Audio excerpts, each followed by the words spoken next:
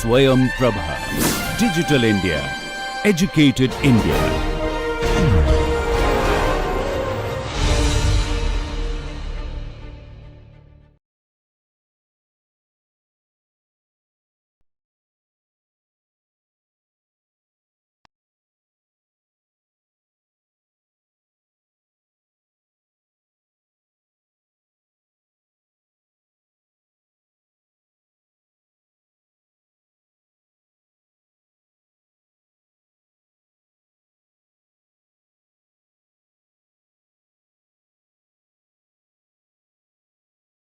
Welcome back. In lecture 13, we will talk about Municipal Solid Waste Management Plan preparation, and this is part 1 of the lecture. So, first, the different concepts that we will cover are Municipal Solid Waste Management Plan in general, Integrated Municipal Solid Waste Management, Extended Producer Responsibility, Informal Sector Integration, Decentralized Waste Management, Clustering Approach, and few other key guiding principles of Municipal Solid Waste Management Plan.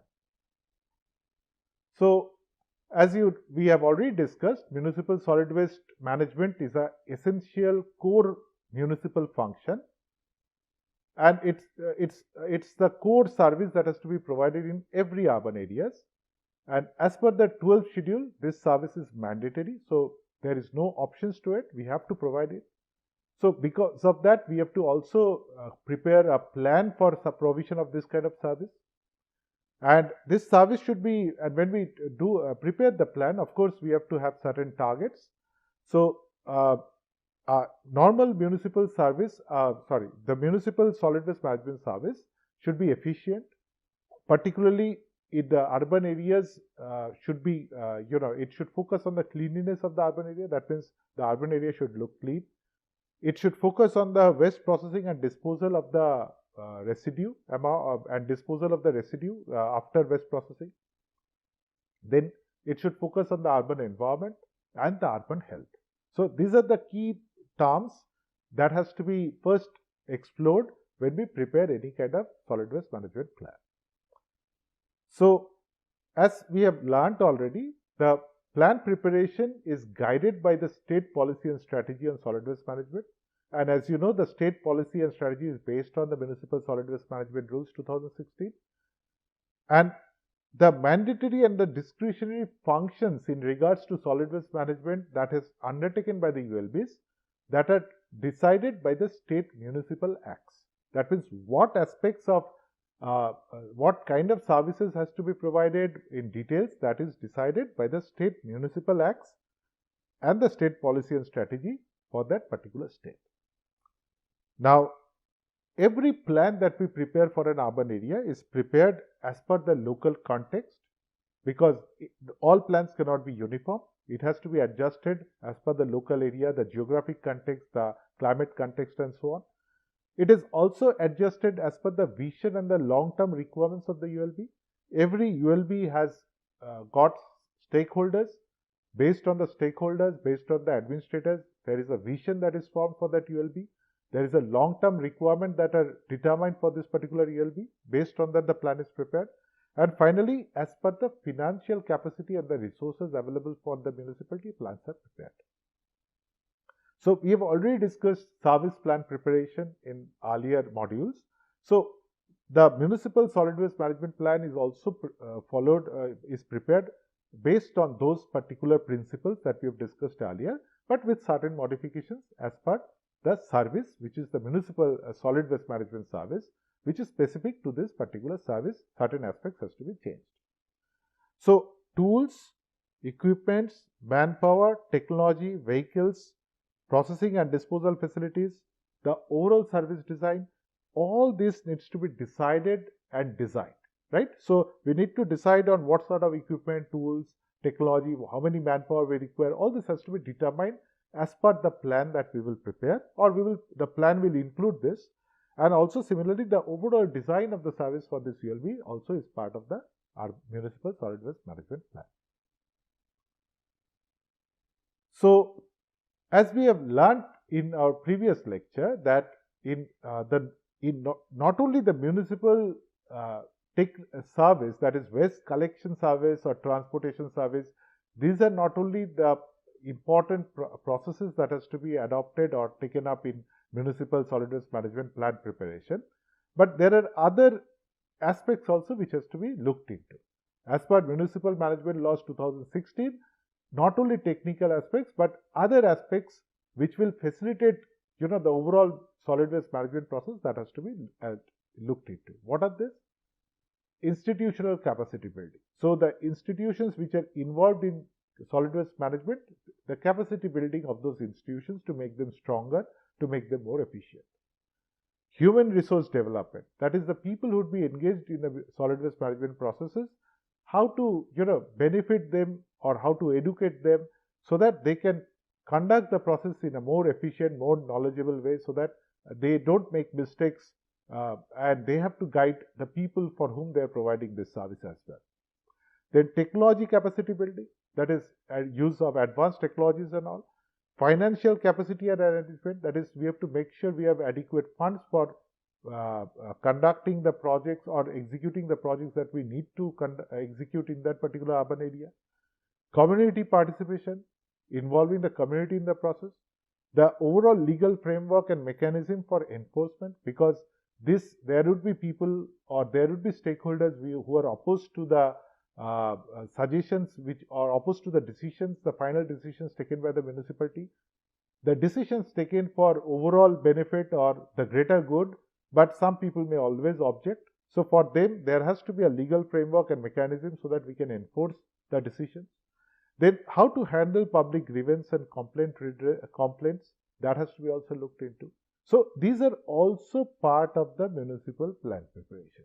So not only determining what number of vehicles we require to transport waste or what should be the collection mechanism, but all these aspects are also part of the municipal plan preparation, solid waste plan preparation.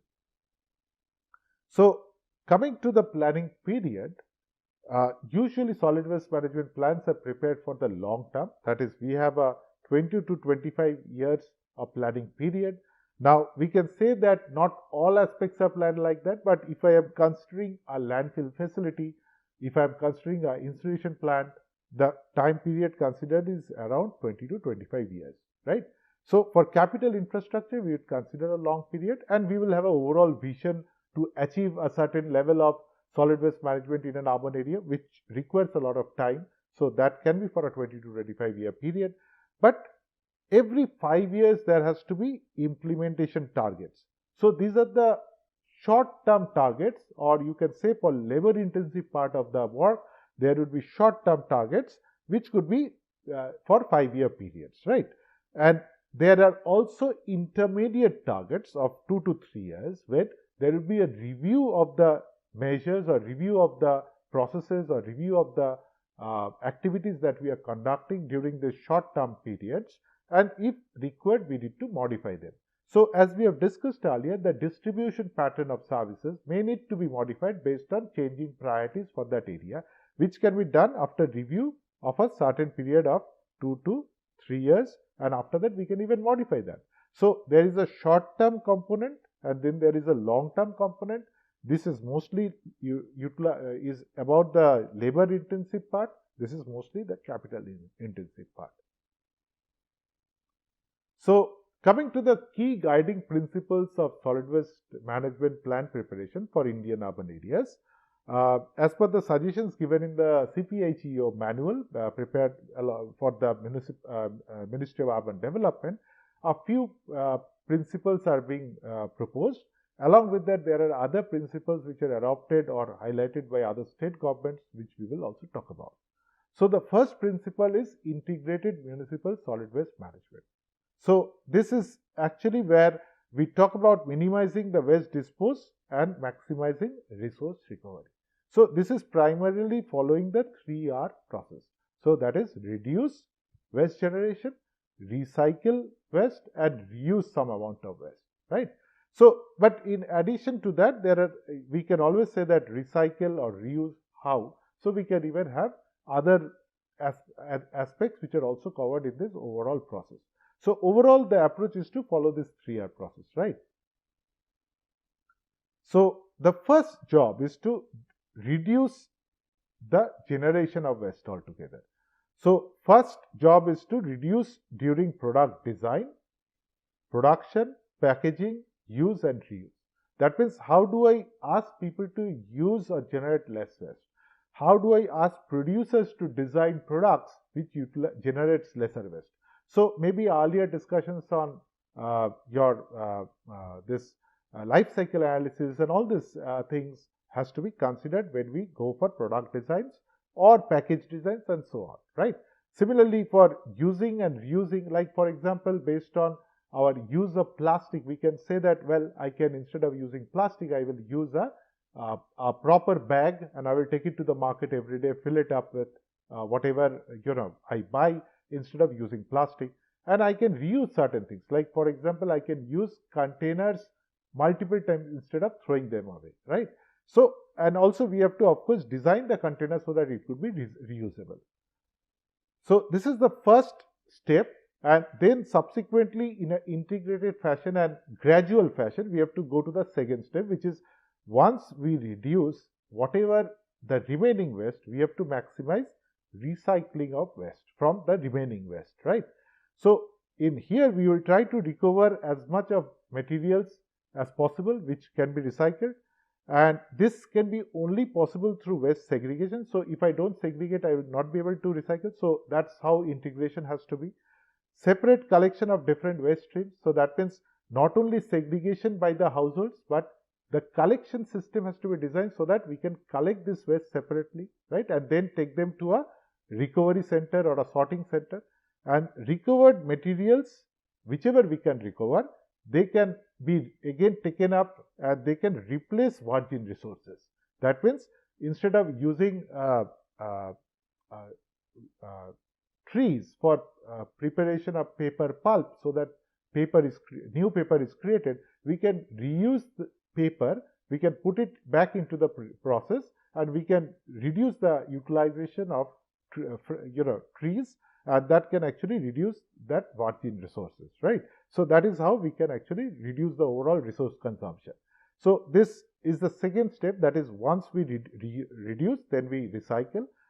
And not only recycle, because we are segregating the waste, the other components of the waste, like for example the organic fraction, we can go for composting. So we will be converted to fertilizer. Of course, we will consider FCO norms for that.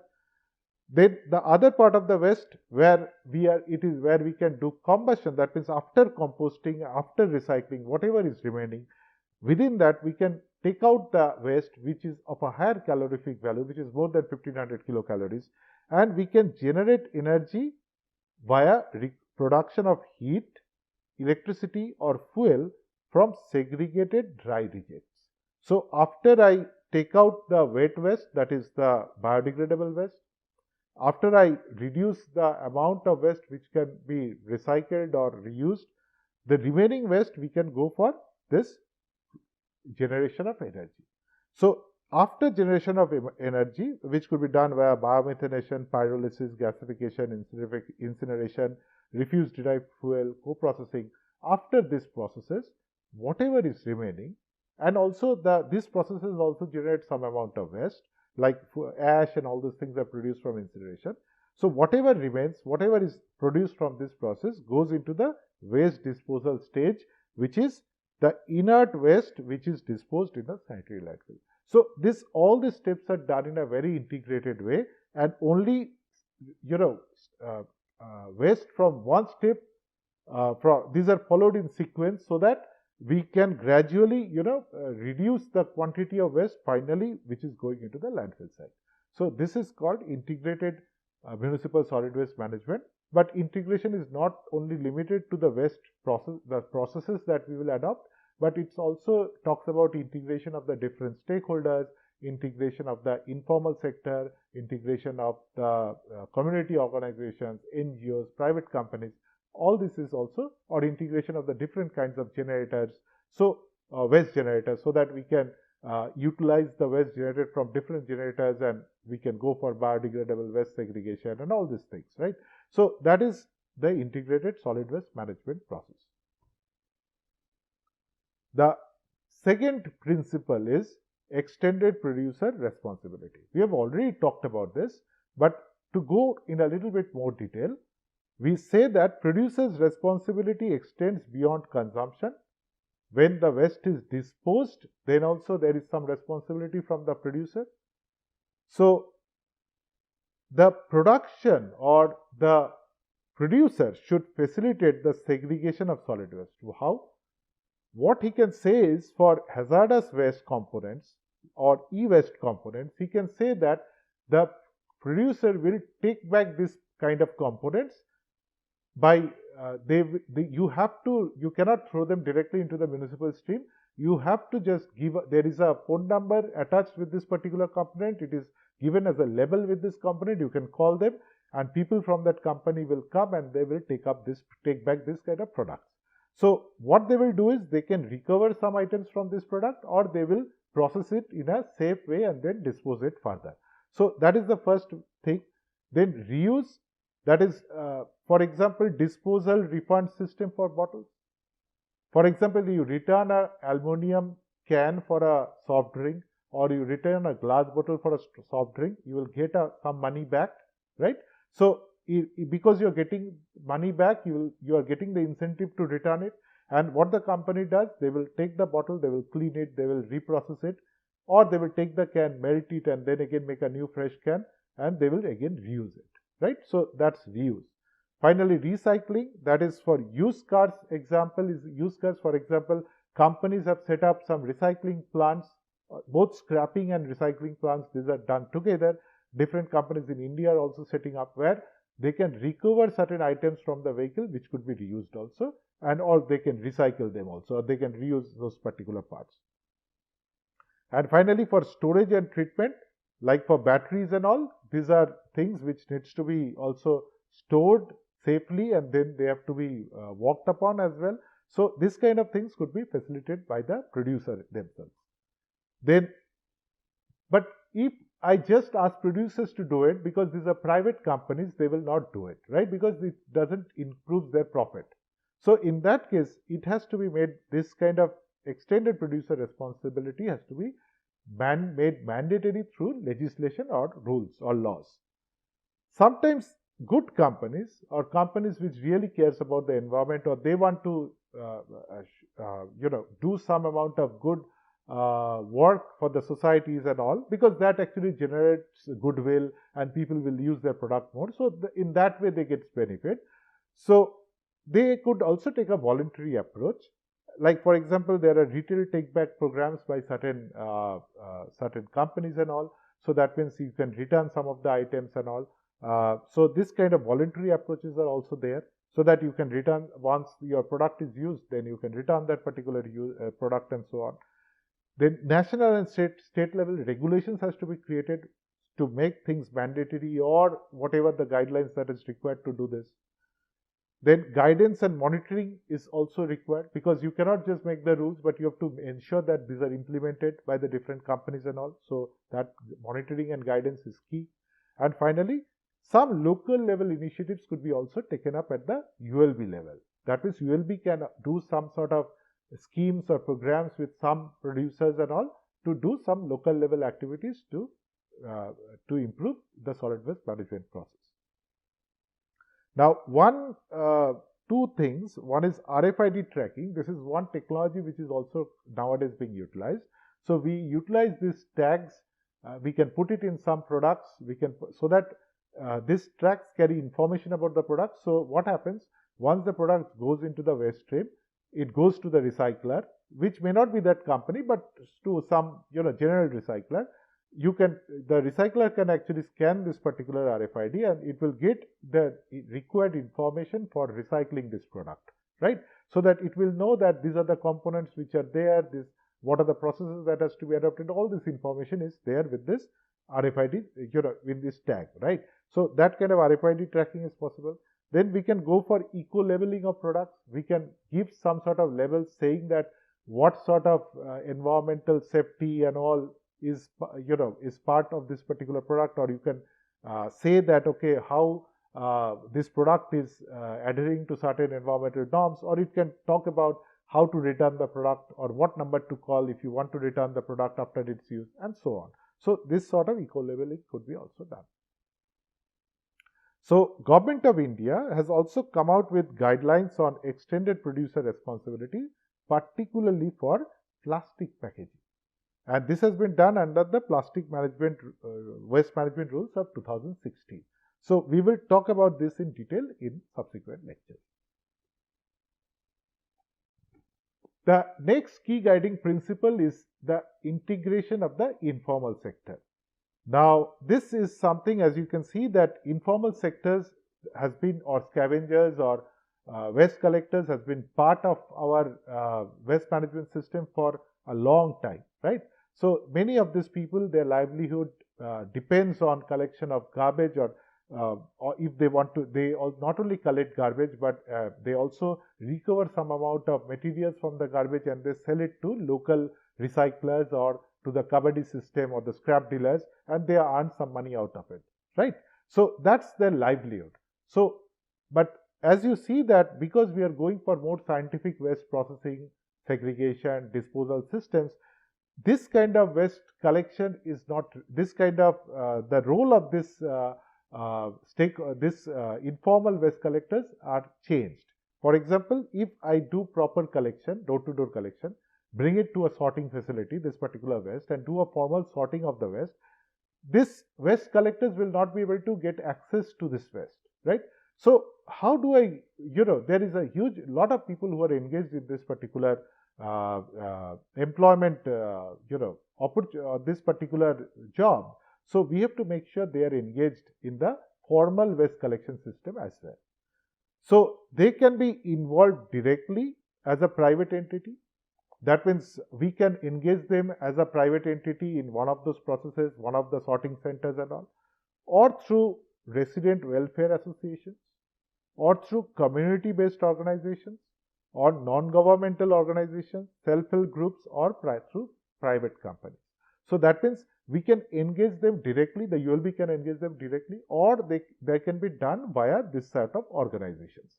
So sometimes what happens, sometimes the informal sector workers can be given legal recognition as well in form of associations such as cooperative, self-help groups, and so on. So this instead of just talking about self-help groups from the community or the locality, we can facilitate formation of associations, formation of self-help groups for this kind of informal workers, so that they can come as an organization and can participate in the formal waste management process. I will give examples of that. So what we have found out from experiences is involvement of the informal sector actually reduces the overall cost of the solid waste management service. And usually earlier they were dealing with the scrap dealers or informal system, but they can now be made part of the formal recycling system. And also by law, manual scavenging is banned, so there is a need to provide job opportunities for these people. And if I want to really go into decentralized waste processing, that means we want to do it at local levels, at community levels waste processing, we require the help of this informal workers in this particular formal waste management process. So how we can promote informal sector integration in the formal solid waste management process? What we can do is we can provide social security and health benefit scheme for this kind of workers, or this sort of members of these associations which are formed by this sort of informal workers, so that at least they have some social safety net.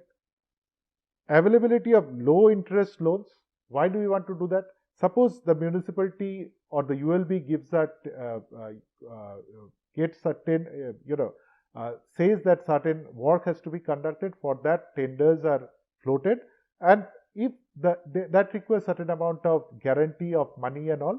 So if they are able to take some, and also if suppose there is a group of the self-help group of waste workers, they don't have money, right? So to do something, you need to buy some equipment, you need to follow certain procedures. So for that, the ULB can make sure that some loans are available for these people, so that they can also participate in this tendering process. Okay. Then some excise and tax exemptions, for some fiscal concessions for these self-help groups which are made of these informal workers, so that they are exempt from paying taxes and all and so on. Priority allocation of small contracts, smaller contracts of waste segregation, waste collection can be given to this kind of workers, right? We can prioritize that. And capacity building, so that overall their capacity, their knowledge, everything increases and they can participate in that formal process. So I will discuss a case study where a cooperative of self-employed waste pickers, Swatch, was engaged in Pune, and how they actually helped in improving the overall solid waste management process in Pune Municipal Corporation. So, as you know, Pune Municipal Corporation is a progressive city it's a growing city, and solid waste solid waste management. Its operations are conducted in a decentralized way in Pune Municipal Corporation. The city is divided into multiple zones, and we know the administrative structure of this kind of urban bodies. And there, initially, what happened, and this during the year 1993 and 1994, a trade union of waste pickers was formed. This was known as Kagat Kach Patra Kashtakari Panchayat. So this was registered as a trade union of waste pickers. Now, once this Pune Municipal Corporation became a ULB, and then they also registered this group of waste pickers. They officially, this group was recognized by the PMC, right? So once they were officially recognized, during the year 2000, when the municipal solid waste management and handling rules came, which it made door-to-door collection mandatory. And then what happens, because this was made mandatory, this KP, this particular union approached the PMC, and they said that they would like to participate in the door-to-door collection, so that the Pune Municipal Corporation can also comply with the municipal solid waste management rules. So this was the start of involvement of the informal waste pickers in the formal management system.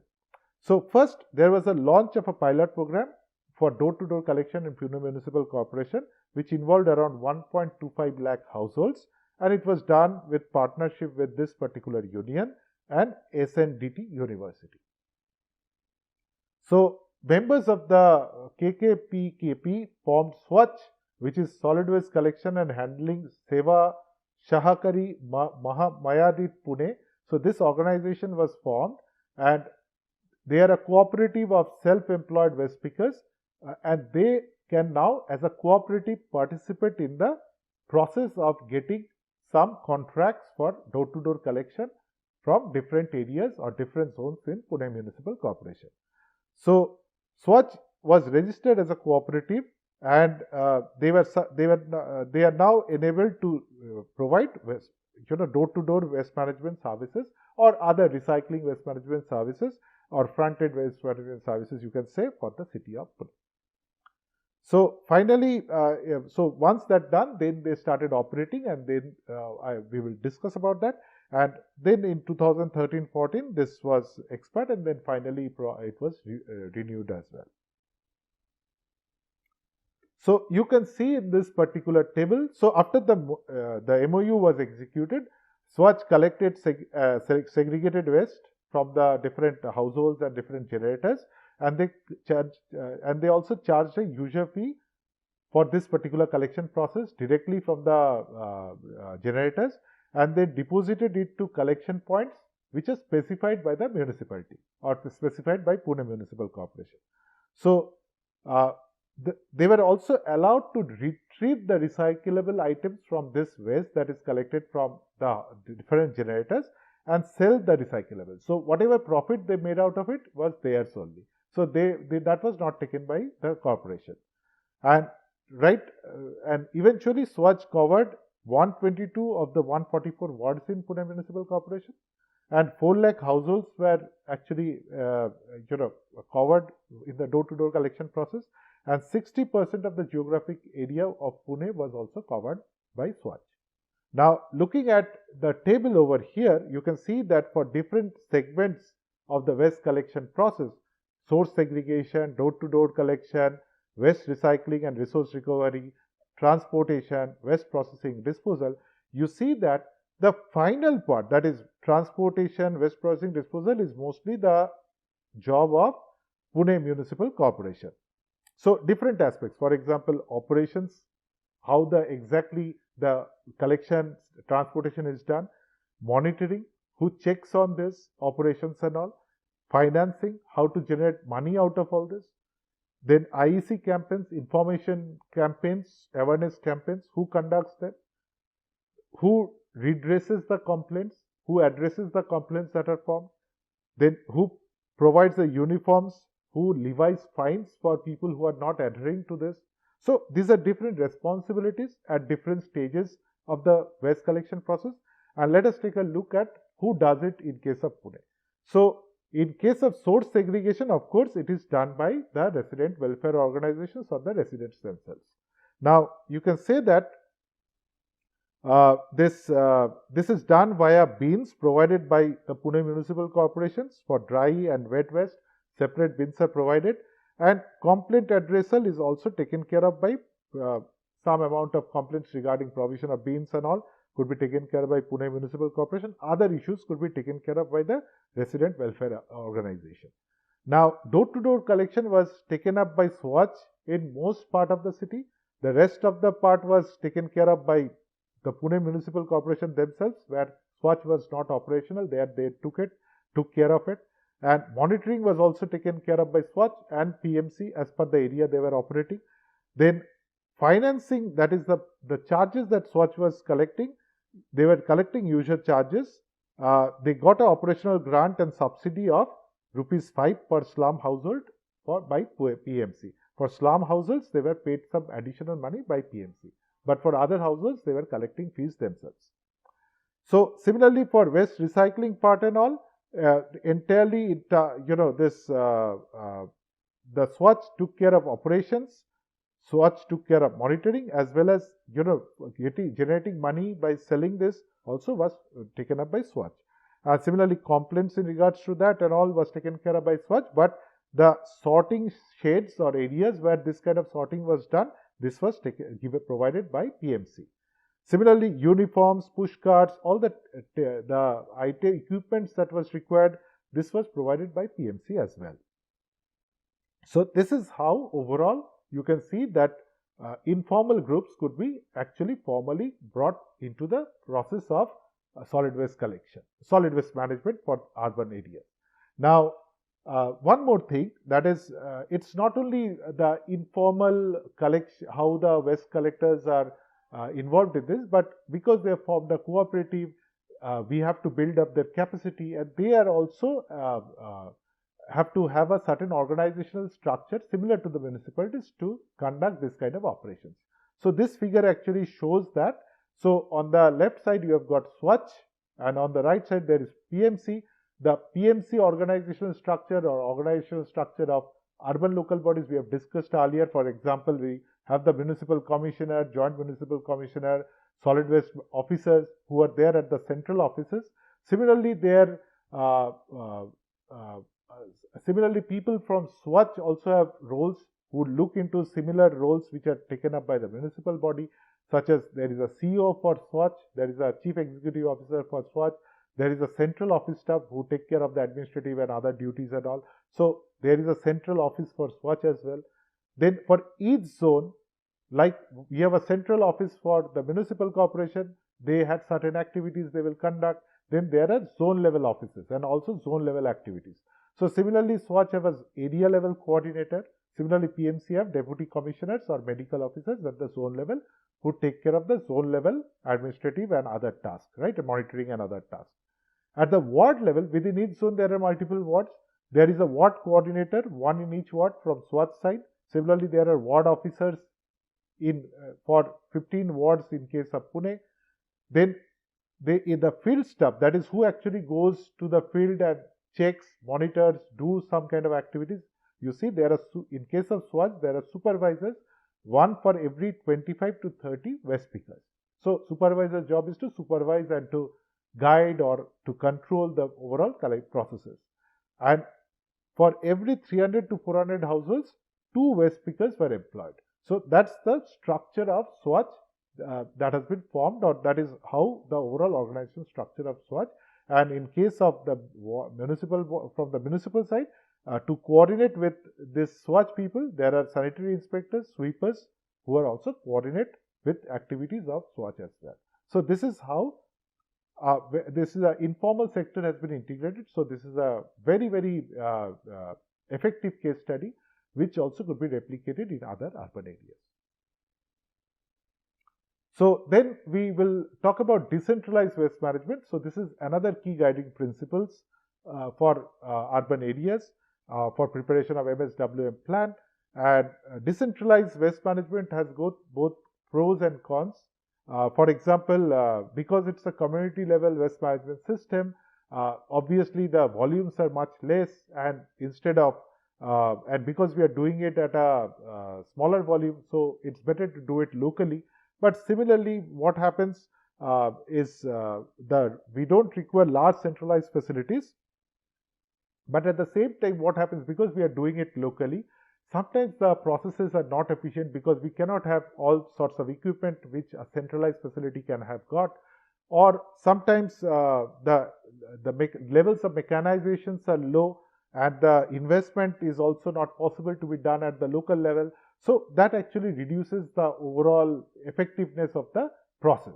So sometimes it will also reduce the quality of the compost that is generated in this local plants, right? Because the equipment wise or the processes, there may not be area for conducting this kind of process and so on. So anyway, the primary positive is reduction of transportation and intermediate storage costs. That means the amount of waste that needs to be transported, that will reduce significantly. So that's a big saving. Why? Because transportation cost is the most costly part of the overall waste management process. So if I can save on that, automatically the overall cost will come down. So this community level waste management or decentralized waste management also allows us to do customized, approach. We adopt customized approaches as per the local context. So this, as per the local context, means as per the waste character, the climate of that area, the socio-economic characteristics of the population, all this can help us to determine what processes should be adopted. And this also gives job opportunities for local and informal workers. So these are the big, the good things that comes out of decentralized waste management. But there are some issues also. Local treatment may result in unhygienic conditions that may affect the health of the local population. That can happen. It may also, like a compost plant also has some amount of smell coming out of it, so the local area may get affected. Land availability may be a big challenge. In many areas are very dense and all, and who will share the land for that? Technical processes may suffer due to non-availability of space, technical workforce and so on. Quality of the end product may suffer because there is usually the quality control is not that strict. And at small scale, at certain processes may not be economically viable. So these are some of the issues with decentralized processing, but overall, decentralized waste management is beneficial for urban areas. So recyclable collection and sorting by informal sector, as we were showing in the last case study, home and community level composting systems. So these are different aspects, different ways we can take up decentralized waste management. So next we talk about the clustering approach. So we already have discussed clustering earlier, where we talked about clustering of ULBs for grouping of different solid waste management functions so that resources could be shared, leading to reduced cost and increased scale of economy. So I give you an example from West Bengal. Out of all the municipal bodies that are there, or urban local bodies there, 64 are standalone sort projects. That means solid waste management is done in a standalone way in 64 municipal bodies or urban bodies. Whereas for 22 other cases, clusters have been formed so that we can economize on scale, or we can reduce the cost, or based on the area availability for disposal sites and all, this has been clustered. So as you can see in this particular table, the first cluster includes Suri and Dubrajpur municipality. These are nearby, and minimum land area required is 4 acres for Suri and 5 acres for Dubrajpur. So these are taken together, and we provide some area for that. And you can see a little bit details about the amount of population or people that is being served. So that is also key. If the people is served in both the places are not that much, or there can be some criteria on determining size of or the total population of this area, so that we can determine on the facility. So clustering could be based on the distance between the cities. If these are nearby, we can cluster them. Per capita waste generation, if they are similar or similar characteristics of waste, that is another thing. And waste generated by the city, that is the total quantity of waste generated, also plays a role. That means if the population, by combining them, is adequate and the waste generated is adequate, in that case we can go for a single facility. So similarly for Rampurhat and Nalhati, they have been clustered together. In Kuch Bihar, Mathabhanga, Mekhliganj, Haldibari, Tufanganj, so these all municipalities has been taken together as one cluster. So these are some examples of municipal clusters which have been formed for provision of more efficient solid waste management services. So in addition to what we have discussed, there are few other guiding principles. One is of course climate change. In today's context, we have to be careful about climate change because it's a reality now. We are seeing its effect every day, and considering the impacts of climate change, we have to consider site selection, design of landfills. Because of climate change, we are seeing increased chances of cyclones, increased flooding, and also we need to be careful about site selection and design of landfills. Special focus has to be on reduction of emission of greenhouse gases, because that is what leads to global warming and climate change.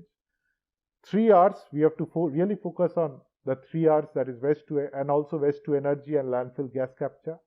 So we can capture the methane that is generated in the landfill and reduce the amount of greenhouse gas emission.